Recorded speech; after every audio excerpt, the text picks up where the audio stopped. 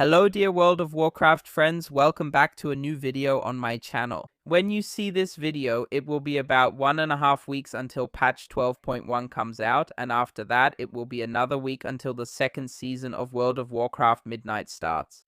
We know this, every season it's the same issues and the same questions I keep getting. Why am I not getting invited to keys? What can I do to get into keys more easily, and so on. And at this point, I want to give you a few tips, especially aimed at beginners, newcomers, or less experienced players, on how you can have a good start in the second season of World of Warcraft Midnight. All of this is based on personal experience. This season, I have played 3 characters at 3,400 plus rating. I've spent a long time pushing Mythic rating and so on and so forth, and there are a few things that can make the whole experience less stressful for you and help you perform better in keys. So let's get started. If you enjoy my videos, feel free to leave a like and subscribe.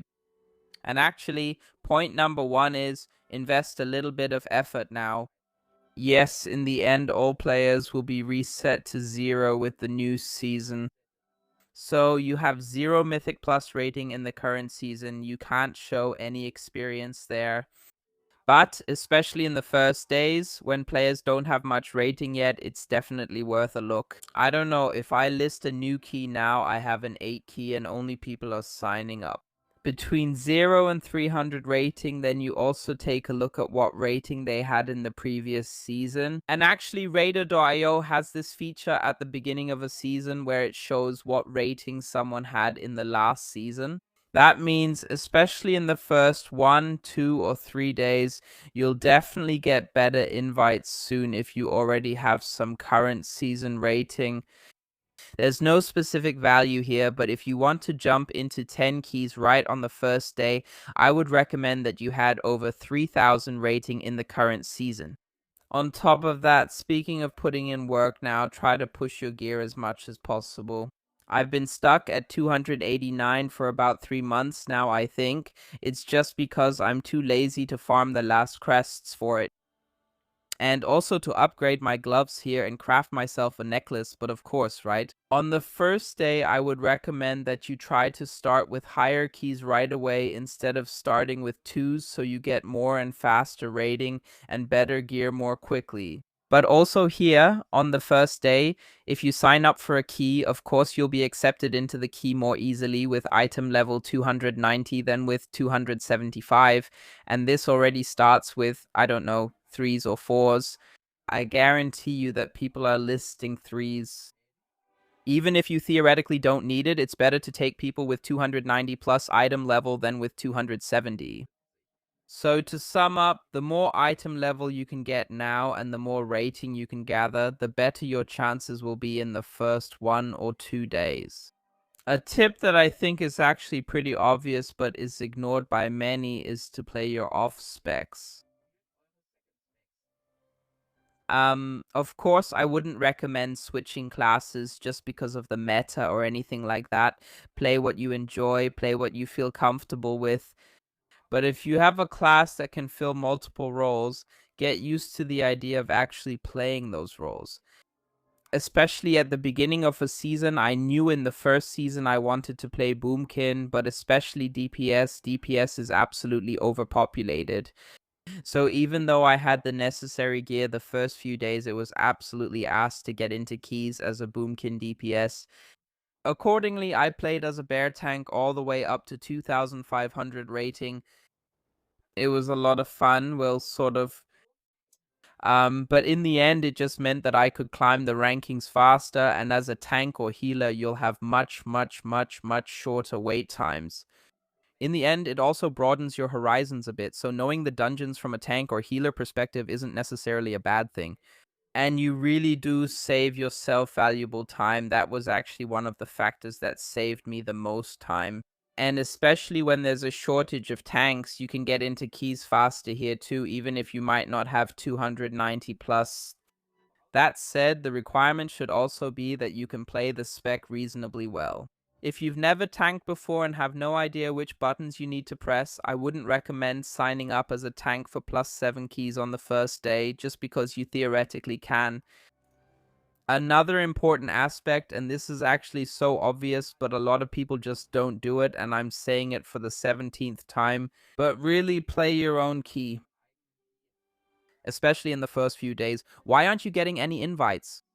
Simply because, for example, from a DPS perspective, sometimes 60 or 70 DPS sign up for a single key. Some keys are more popular and get many signups, while others are less popular. But that's something I always do on my alts as well. To get into 10 keys as quickly as possible, I take my +2 key listed, and you can almost always find people for that. Then it gets 3 chested. Ideally. That almost always works. Then you run the +5. In 90% of cases, that turns into a +8, and then you're already very close to the range where you could have a +10 key, so keep an eye on that too. As dumb as it sounds, right? But if your goal is really to make progress efficiently, then I would recommend it here as well. Make sure to bring people who have experience, because your own key can quickly open the door to +10 keys if you play properly. If you say, no, I don't want to step on anyone's toes, and ideally I also want to bring along the one who has never done a Mythic plus dungeon before. Yeah, on one hand, that's also part of the problem. On the other hand, you'll probably need, I don't know, 3 hours, and in the end, your key will be at +3. So, don't exclude people, but use a bit of common sense. And here it's really enough to just pay attention. I don't know. Have people socketed and enchanted their gear? Are they putting in some effort? If that's the case, I think it's not such a big deal if they don't have the highest gear. But, yeah. Whoever puts in effort and invests time usually has more to offer. Another point, in the first week, especially if you don't have much gear yet, you should run Mythic Zeros. So from the 12th to the 18th.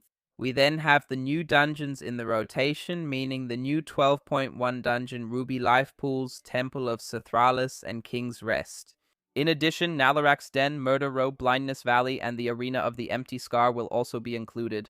The dungeons have a weekly lockout in the first week, meaning you can run them once per week, but they drop 292 gear. So if you haven't had much chance to farm a lot of gear yet, make sure to do these 8 runs.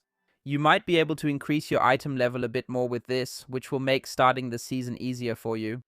And then on the 19th, you'll get an item with item level 302 in the vault. That's pretty much the best you can get there for now. And another tip I would recommend to you, which isn't that relevant in the first week, but once Mythic Plus opens, if you get your hands on Hero and Myth Crests, don't spend them right away. So I'd say Adventure and Veteran Crests, you can basically use them however you like. That doesn't matter for Champion gear. If you're sure that you can get Hero Track items from Mythic Plus, you can pretty much spend those as well. But I wouldn't recommend, I don't know, if you have 80 hero crests together on the first day and you think, now I'll just craft, I don't know, some boots right away.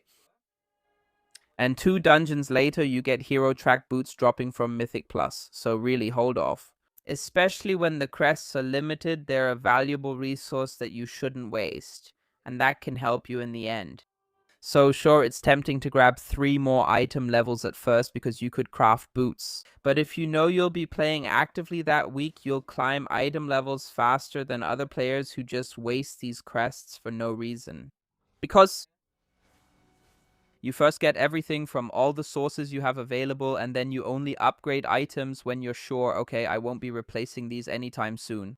For example, if I get my best in slot trinket on heroic in the first week, the chances that I'll replace it within the next 3 or 4 weeks are very low. That would be something you could upgrade. However, for rings, gloves, whatever, don't do it yet.